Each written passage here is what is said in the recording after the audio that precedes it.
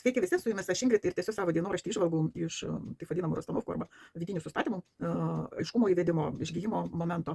Ir savaitgalį aš Instagram'e, kadangi Instagram'e vedu rusų kalbą, nes turiu ir pažįstamų tokių, kurie kalba rusiškai, tiesiog ir ten yra įdėtas video trumpas Leonido Talpeso, tai yra pasaulinio jau lygio grandas, ir kuris veda tas vadinamas Rastanovkas ir jisai veda labai, labai, sakyčiau, labai profesionaliai, todėl kad jo sesijos užtrunka nuo 5 iki 15 minučių, o rezultatai būna wow. Tai čia jau iš tikrųjų pasiekimas, žmogus toje temoje labai daug metų ir jisai išdirbė savo sistemą, bet ne apie tai.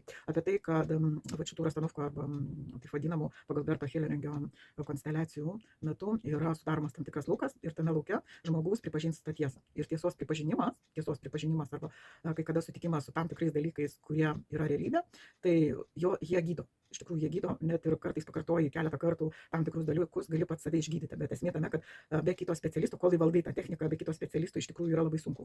Sunku atrasti tą tiesos grūdą, kuris yra kartais daugiasluoksnis ir kol jį iškrapštai iš ten, pripažinti, sutikti su tuo faktu ir tada būna, kad blokai, visokie įtampos ar dar kažką, jie tiesiog nusiema. Tiesiog.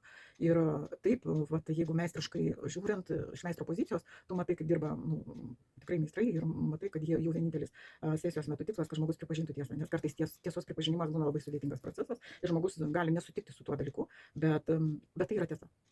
Tiesiog tai yra ir tas sutikimas, kad tai yra, tai kartais žmogui būna labai labai skausmingas procesas dėl to, kad tai ar traumos, ar kažkokie įvykiai, ar kažkokia pasaulėžiūra, ar dar kažką, nes mes kaip žmonės esam sudaryti iš daug subasmenybių dalių ir pas mus labai daug visko yra ir kad susibalansuoti, susiharmonizuoti, tai iš tikrųjų reikia daug dirbti ir su savimi.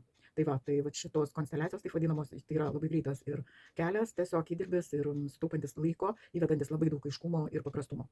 Jeigu taip kalbant, žmogiškai labai paprasta kalba. Ir jeigu kas norit, Instagram'e yra dėtas, pasižiūrėsit. O daugiau ką dar pasakyti, kaip jau pasidžiaugiau, yra trečias modulis, naujos praktikos, daug medžiagos ir visa kita. Ir jau pradėjom praktikuotis naujas praktikas, labai įdomias, į kurias tikrai pakalbėsiu ir pakviesiu. Ir jeigu jums rezonuoja, tiesiog tie, kas mane žiūri, seka, tai iš tikrųjų kviečiu užsirašyti, nes pirma, dabar trečio modulio technika bus apie kūrybinę dalį, kuri tiesiogiai įtakoja į tikslų arba pinigų uždirbimą.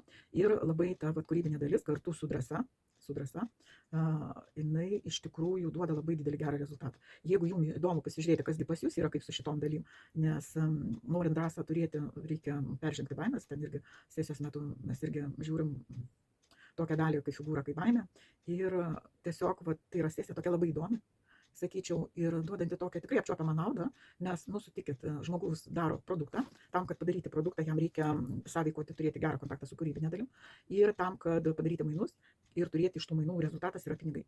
Tiesiog taip. Ir kam atsiliepia, tai galite pasirašyti man asmeninę žinutę ir galite ateiti į sesiją ir tiesiog padirbėti šito klausimą atskirai. Taigi, trumpai tiek, o rytoj jau kitos mano įžvalgos, kiti insaitai, vadinkim taip, ir dar nenusprendžiau kokią temą, tebūnie tai bus netikėtumas. Ir iki rytojaus su jumis buvau aš, Ingrid. Ate.